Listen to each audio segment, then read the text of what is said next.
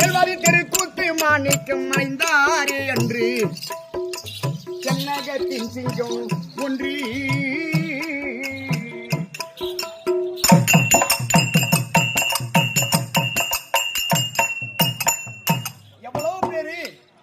இந்த பூமியில் நாடகவாதிகள் எவ்வளவு பேர் உற்பணமாக இருப்பார்கள். கண்டிப்பாக உற்பணமாகி ஆனா மேல்வாதி மாணிக்கவாதியார் மாதிரி அவரு போல் ஒவ்வொருவருக்கும் ஒரு தனி சிறப்பு. அது போன்று எங்க மேல்வாதி மாணிக்கம் ஐயா அவர்கள் இந்த மண்டகத்தில் வலம் வந்த கலைஞர் மாணிக்கம் போல் யாரு